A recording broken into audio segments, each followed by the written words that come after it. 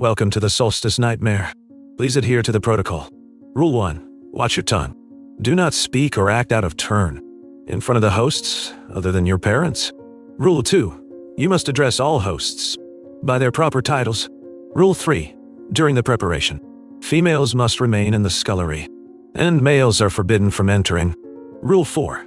If a host demands a performance, you must not refuse. Rule 5. If a host offers you tokens, refuse immediately. If they insist, hand in the tokens to your parents instantly. Rule 6. You may seek parental aid in any situation, but never trust your parents completely. As an orphan, I've spent every holiday season alone. After some expensive takeout, I ignore the festivities on TV by listening to the fireworks popping outside. I put on my headphones and turn in early. Jax, wake up. Time for the feast. Through the haze, I heard a voice, but I live alone. Who else could be here? I pulled the duvet up, trying to ignore it, but the intruder wasn't having it. They ripped the covers off.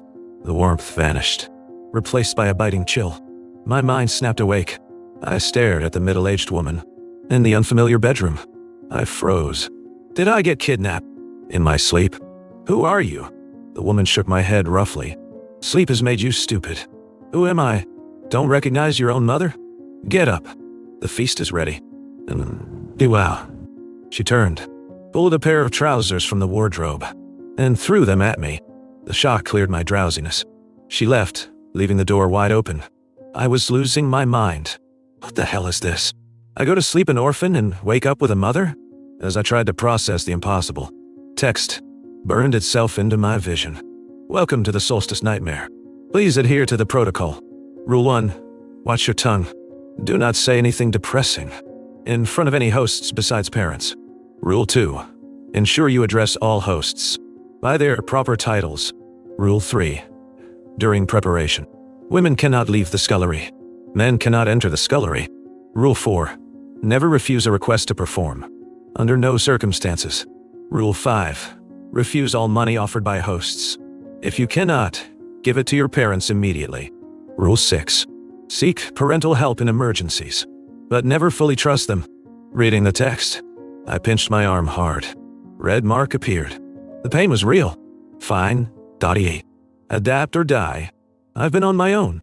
Scraped by in the city for years. I've seen worse. I put on the clothes my mother gave me and walked out the open door. 2 figures were busy in the kitchen. The other one must be father, but he looked young. At least 15 years younger than Mom, but whatever. Don't overthink it. Age gaps are common now. Maybe he's just the baby of the family. The man whispered something to Mother. She yelled out, "Are you up yet?" Jolted. I shouted back, I'm up, Mother." The roast was served. The man gestured for wine. I just got here. How would I know where it is? I was about to shout, "Dad, where's the wine?" Then I remembered the rule. Accurately address all NPCs sought. I swallowed the word dad instantly. I found the bottle. When I returned, a middle-aged man had appeared at the table. "Jax, what's with you today? Pour for your father. Your brother hasn't been back in ages. Pour a glass for both of them." Never sirat. V1.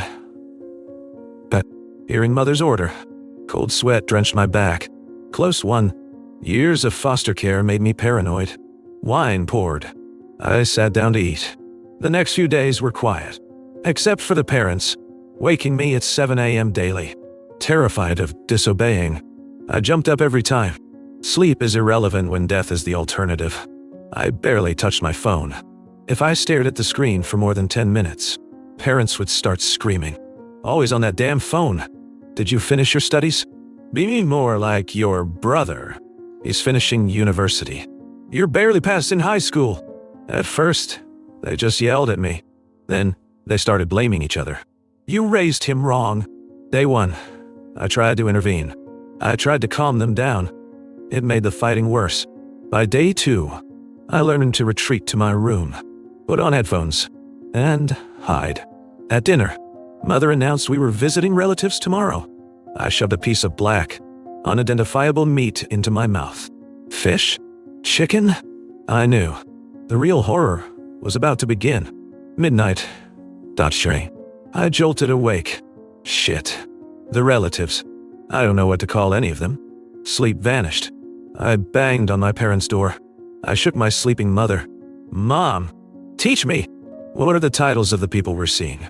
She was groggy, eyes barely open, but I value my life more than her sleep. I shook her violently until she woke up. She looked at me with murder in her eyes. If I wasn't her flesh and blood, she would have gutted me right there. I scratched my head and smiled stupidly.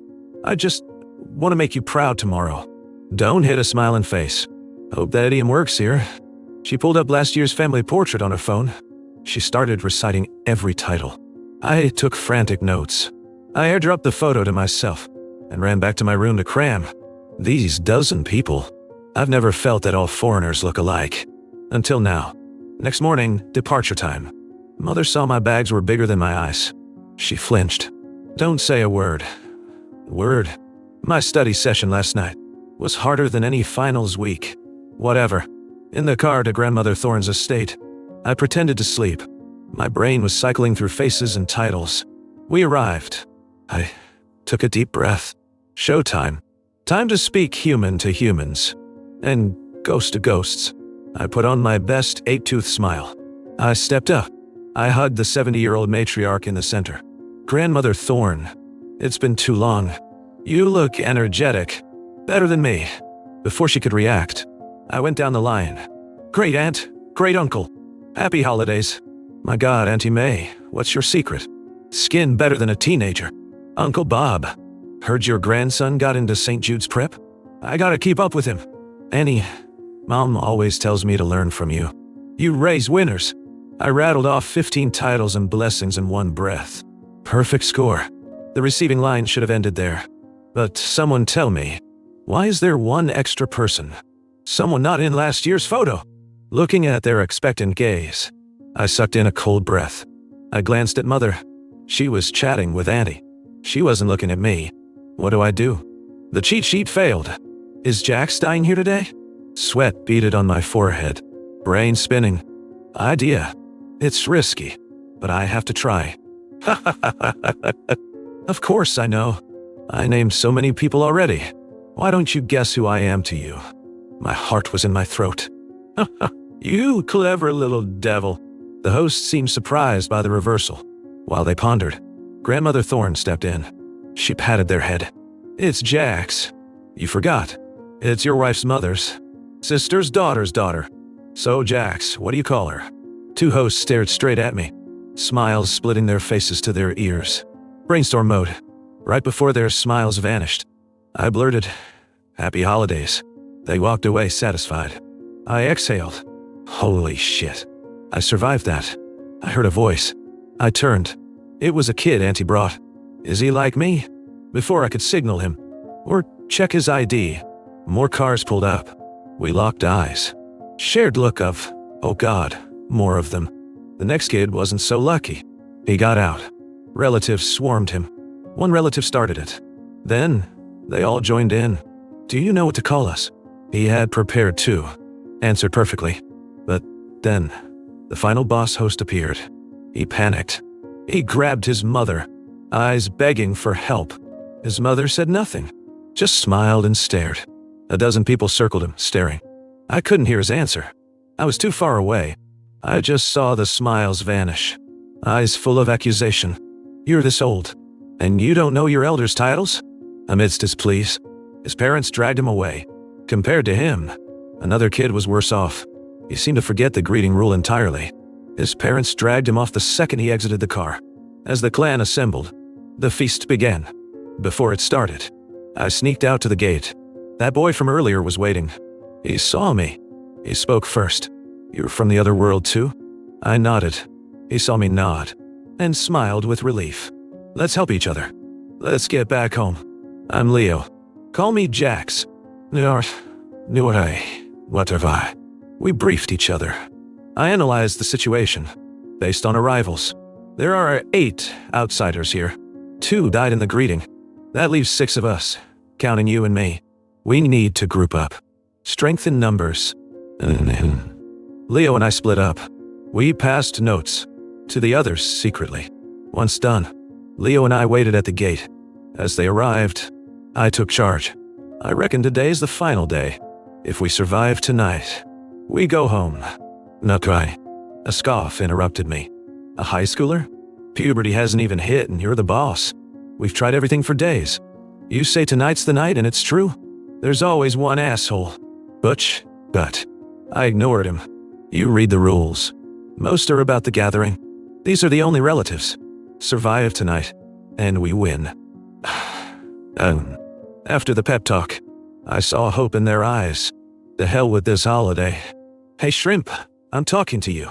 Butch roared at me. He grabbed my collar and lifted me up. He was the biggest of us all. I struggled, but couldn't break his grip. Suffocation kicked in. My face turned purple. Am I gonna die to a human instead of an NPC? Stop, what are you doing? A shout. The relatives were at the door. Butch panicked. He dropped me, gasping for air. I saw Leo had brought the parents. I didn't do anything. He started it. Butch waved his hands, trying to blame me. Before I could speak, Mother rushed him. She grabbed him. We're all family. Drop it. Did they drop it? I don't know. I just know. Butch was dragged away by his parents. The incident passed quickly. No one mentioned it again. It's the holidays. Nobody wants to be the party pooper. The feast was starting. Following the rules, we went to the kitchen to prep. It was strange. The kitchen didn't look festive. No pork, no lamb, no vegetables. I exchanged looks with the other girls. We were all confused. Grandmother Thorne entered. She led us to a pantry. It's all in here. We need to mince the meat before cooking. She lifted the cloth covering the food. We saw the 3 missing players. They had been processed, skinned and gutted like livestock. Only the heads had skin left. The rest was raw meat. The skin flesh was pink and white, nerves still twitching in the muscle. The sealed room reeked of rot, blood, and heat. It was suffocating. We went pale. The girl next to me couldn't take it. She turned to run to the bathroom to heave. I grabbed her wrist hard. Choking back my own bile, I hissed. Women cannot leave the scullery. Her eyes went wide. Splosh. She vomited on the floor. I handed her water. I glanced at the relatives. They were laughing, discussing recipes. They didn't notice. Or they didn't care. The adults started chopping. They swung heavy cleavers. Whack! 2 legs severed from a torso. Whack! A head rolled away. Arterial spray coated us. Warm blood, dripping down my face. Sticky. Metallic. One girl screamed. The scream attracted the boys outside. Leo ran up. He stood at the door, hesitating. He didn't enter. Another boy rushed in. Leo tried to grab him. He grabbed the coat, but the fabric was slippery. He slipped through Leo's fingers. I knew this guy. Earlier he said he and one of the girls were a couple. Engaged. When he spoke of her, the love was real. Tragedy was written in the stars. I closed my eyes, let the blood sting them. When I opened them, the boy was gone. Only the girl, Luna, was sobbing in the corner. Useless. Help us mince the meat. No time to mourn. I took the axe from Mother. Mother looked pleased. I raised the axe. I couldn't bring it down, even with eyes closed. Mother's smile faded. She stepped closer. Disobey, and I'll deal with you at home. A whisper. I trembled. I raised the axe higher, gritted my teeth. Be ruthless. I swung. A hand caught the axe handle. It was Luna. She glared at my mother. Annie, let me do it. Luna is a good girl. Mother praised her endlessly. While praising, she shot me a look of pure malice. I lowered my head and cowered in the corner. Luna raised the axe high, muttering something. I couldn't hear it from the corner. She swung hard. No sound of chopping meat. Instead, the axe buried itself in my mother. It's all your fault. Your fault. He wouldn't be dead if not for you. I'll kill you all. She had snapped, consumed by hate. She ripped the axe out of Mother's body. She slashed at the others. The blade cut them. But I saw it. The gaping wounds healed instantly. Luna couldn't believe it. She hacked tirelessly. The monsters circled her. She dropped the axe. The monsters were furious. How dare you strike family? No respect. You shame us. They tore into her flesh, devouring her alive. She screamed in agony. She looked at us, pleading. Help me. Please, just kill me. The chewing sounds drowned her out. I picked up a hammer from the floor. Crunch. The sound of skull breaking. Luna fell silent. Before she hit the ground, I saw her lips move. Thank you. She was annoying. Making noise disturbs the elders. Najui, only wa reali. I saw Grandmother Thorne, mouth bloody, swallowing a piece of raw meat. Jax is such a thoughtful child. The workload increased from 3 bodies to 5 d'artillerie. I swung the axe rhythmically. I stared at the flying gore without blinking. Before this trip, I felt hopeless about the world. Now, I'm done. I must get back to my empty apartment. At any cost. It might be lonely, but there are no sneering parents. No perfect brother. No monstrous relatives. I'm tired of it all. The axe smashed into the skull. The head split in 2. Brain matter oozed out. Sticky. Clinging to the blade. I miss my family. The delicate boy. The one vomiting earlier. Sobbed to me. I glanced at him. Family. They're all the same trash. Seeing the contempt in my eyes, he stopped his work. He retorted angrily, They are not. My parents aren't like that. They love me. That's why they named me Julian. Oh, done. He kept rambling about his life. I knew he was trying to distract himself. Try not to look at the gore. I also knew he was breaking. He was too young to witness cannibalism and slaughter. He was using memories of love to survive. I didn't respond. I just listened. By the end, he was wailing. Without me. He was a porsicator. Who will take care of them? They love me so much. How will they live without me? I stayed silent. I split the last skull open. Done. Time to cook. The feast began. We took our seats according to the hierarchy. Grandmother Thorne sat at the head. I couldn't see her face clearly. She probably couldn't see mine. Only when she lifted her fork. Could we eat? At the table, only 3 of us. Me, Leo, and Julian didn't eat. We watched the monsters gorge themselves, tearing at human flesh, sucking marrow from bones, drinking fresh blood from the jugs, fighting the nausea. We just had to wait it out. But silence wasn't an option. Grandmother spoke. Jax. Leo, Julian, why aren't you eating? Do you despise my cooking? Instantly, every relative at the table turned to us. Their gazes were heavy, judging. If we nodded, we'd be executed on the spot. Grandma, I'm a dance major now. It was delicious. I was eating so fast you missed it. Look, my bones are right here. I pointed to the pile of bones on Mother's plate next to me. Exams are coming up. You made so much good food. I couldn't control myself. Grandmother beamed. Oh, good boy. Seeing her smile, the relatives put their human masks back on. It seemed this feast was solely to please the matriarch. Upset her, and you become the main course. Skin and all? Mother smiled along, then viciously pinched my waist. A dance major eaten like a pig? I pay for your school, not for you to slack off. The pain nearly brought tears. No sympathy from Mother. Don't cry. Hold it in. Crying during the holidays ruins the mood. Orphans have no parents. If this is what having parents is like, I'll stay an orphan. Finally, dinner ended.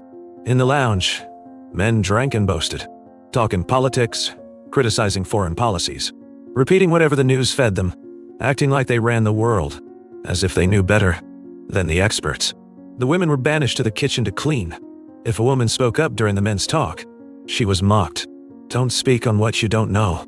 Typical senseless woman. Their fate was sealed. Within those few square meters, even the matriarch wasn't exempt. After cleaning, everyone gathered for tea. Uncle Marcus locked eyes with me. A predatory smile formed. Jack said he's a dancer. Why not show us a performance? I almost rolled my eyes. I heard you bragging about your money earlier. Why don't you perform being rich? But I couldn't refuse. And I really can't dance. What do I do? Screw it. Fake it till you make it. So, I did a viral TikTok shuffle in front of the whole clan. I glanced at Mother. She was fuming. Humiliated. Silence filled the room. Grandmother started clapping. The others followed suit. Good job, Jax. Grandma just doesn't get modern art. Need to be one to rise on eye. Mother, refusing to lose face. turned the spotlight to Leo and Julian. Leo sang an opera aria that shattered expectations. Julian recited Shakespeare. Mother's pride was salvaged. But Uncle Marcus wasn't done. He walked to the center. The kids performed. Let me represent the adults. I need Jax's help. For the vanishing man. Shall. He stared at me. I didn't know the trick, but I knew if I entered that box, I'd die. Mom, please help me. The rules said I could ask parents for help. Parents wouldn't kill their own child, right? Push the left door. Walk 50 steps. Push right. Mother whispered in my ear. Then, she shoved me into the box. It was pitch black. There were doors on every side. I pushed the left. I counted every step. 1, 2, 50. As I reached for the right door, my phone buzzed. I checked it. A message from Leo Achiu. It looked urgent. Just 2 words. Still left. Mother said right. Leo said left. Which way? Mother's voice echoed in my head. I'd do this for you. Why would I lie? But why would Leo lie? But she's my mother. Would a mother push her child into the fire? I leaned toward the right, hand on the knob. Then, I remembered the rule.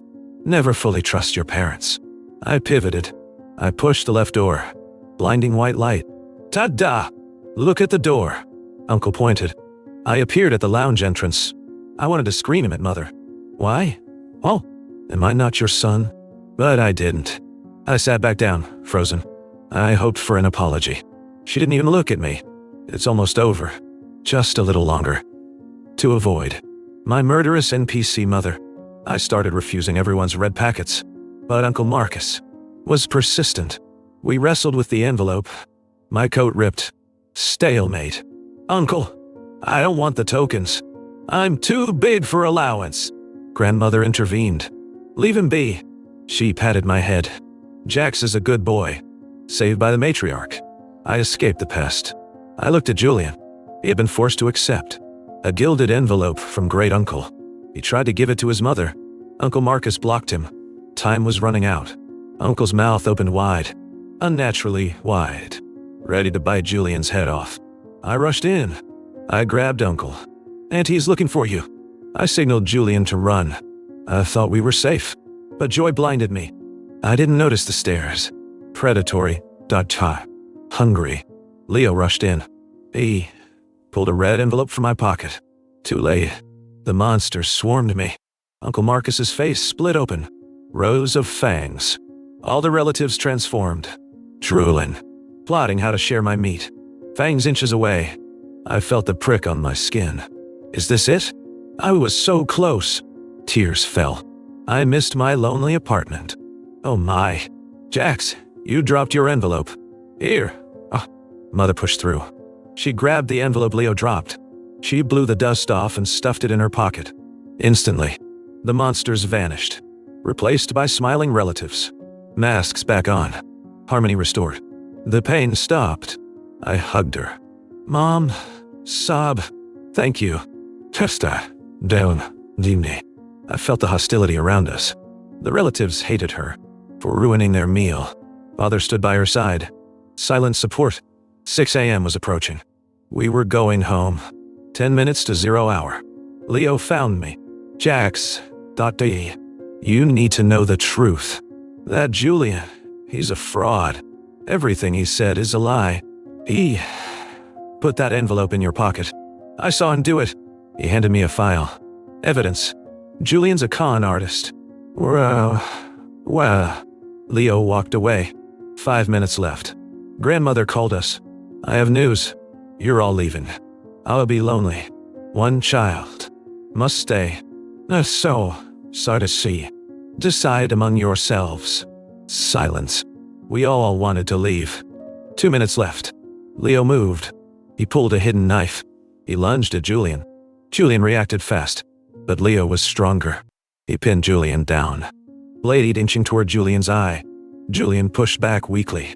Leo collapsed onto Julian. The knife grazed Julian's cheek. A thin line of blood. Leo was dead. I killed him. I knew Leo was the liar. He couldn't enter the kitchen. He couldn't have known Julian's story, but he recited it perfectly to frame him. When I appeared at the door, Leo was shocked. He didn't send the text. Who helped me? Someone who wanted to help, but had no contact info. The answer was obvious. Also, Leo could have given the envelope to Mother. Instead, he framed me. Besides, Mother said the money was from Grandmother. Only that stingy old bat would mark her own bills. Leo, you deserve to die. 1 second left. I wiped the blood from my eye. Julian, go. I'll stay with Grandma. No, I need to down to wind. Wow. The bell tolled. Julian vanished from this world.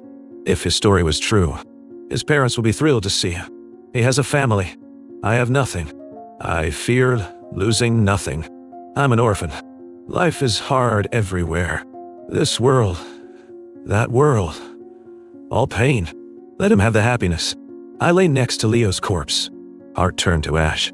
I watched Grandmother Thorne approach me, T-Log, in a coastal manner, on mahogany desk, a photo of the deceased Leo, and in a notebook. The ink inside was still wet, in memory of my childhood friend, Julian. P. End of story. Thank you all for playing.